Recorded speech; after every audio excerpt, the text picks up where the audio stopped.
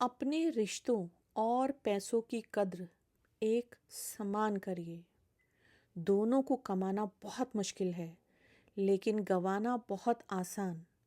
संबंधों की गहराई का हुनर अगर सीखना है तो पेड़ों से सीखिए। जड़ों पर चोट लगते ही सारी शाखाएं सूख जाती हैं। नमस्कार। आज मैं जो आपके लिए प्रसंग लेकर आई हूँ वो तुलसीदास जी के ऊपर आधारित है। तो चलिए शुरू करते हैं। एक बार तुलसीदास जी महाराज को किसी ने बताया कि जगन्नाथ जी में तो साक्षात भगवान ही दर्शन देते हैं। बस फिर क्या था? ये बात सुनकर तुलसीदास जी महाराज बहुत ही प्रसन्न हुए और अपने इष्ट देव के दर्शन करने श्री जगन्नाथपुरी को चल दिए। महीनों की कठिन और थका देने वाली यात्रा के उपरांत जब वह जगन्नाथपुरी पहुंचे तो मंदिर में भक्तों की भीड़ देखकर प्रसन्न मन से अंदर प्रविष्ट हुए।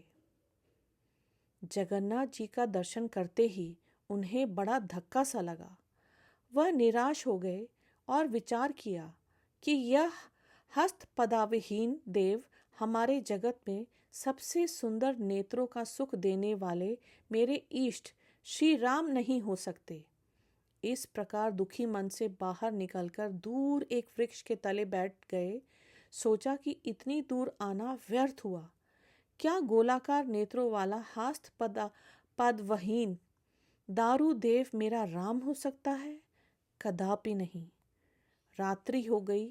थके मांदे भूखे प्यासे तुलसी का अंग टूट रहा था। अचानक एक आहट हुई। वे ध्यान से सुनने लगे। अरे बाबा तुलसीदास, कौन है? एक बालक हाथों में थाली लिए पुकार रहा था। आपने सोचा साथ आए लोगों में से शायद किसी ने पुजारियों को बता दिया होगा कि तुलसीदास जी भी दर्शन करने को आए हैं, इसीलिए उन्होंने प्रसाद भेज दिया होगा। अब तुलसीदास जी उठे और बोले, हाँ भाई, मैं ही हूँ तुलसीदास। बालक ने कहा, अरे आप यहाँ हैं, मैं बड़ी देर से आपको खोज रहा हूँ। बालक ने कहा, लीजिए, जगन्नाथ जी ने आपके लिए प्रसाद भेजा है। तुलसीदास जी बोले, भैया कृपा करके इसे वापस ले जाओ।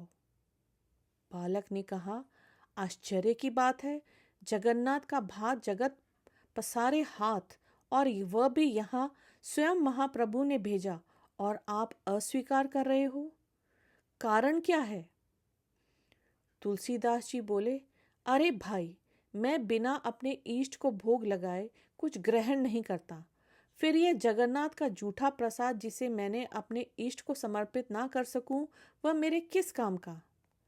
बालक ने मुस्कुराते हुए कहा, अरे बाबा, आपके इष्ट ने ही तो भेजा है।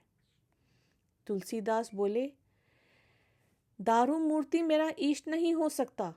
बालक ने कहा कि फिर आपने अपने रामचरितमानस में यह किस रूप का वर्णन किया है? बिनु पद चलई सुनई बिनु काना, कर बिनु कर्ण करी विधि नाना, आनंद रहित सकल रस भोगी, बिनु बानी बख्ता बड़ जोगी। अब तुलसीदास जी का भाव भंगिमा देखने लायक था। नेत्रों में अश्रु बिंदु, मुख से शब्द नहीं निकल रहे थे। थाल रखकर बालक यह कहकर अदृश्य हो गया कि मैं ही तुम्हारा राम हूँ। मेरे मंदिर के चारों द्वारों पर हनुमान का पहरा है। विभीषण नित्य मेरे दर्शन को आता है। कल प्रातः तुम भी आकर दर्शन कर लेना।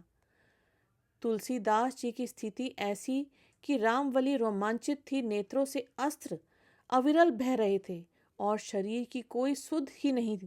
उन्होंने बड़े ही प्रेम से प्रसाद ग्रहण किया।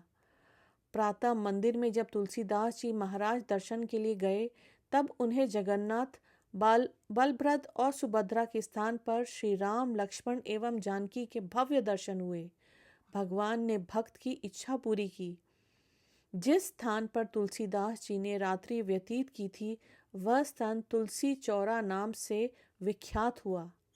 वहां पर तुलसीदास जी की पीठ बड़छत्ता मठ के रूप में आज भी प्रतिष्ठित है।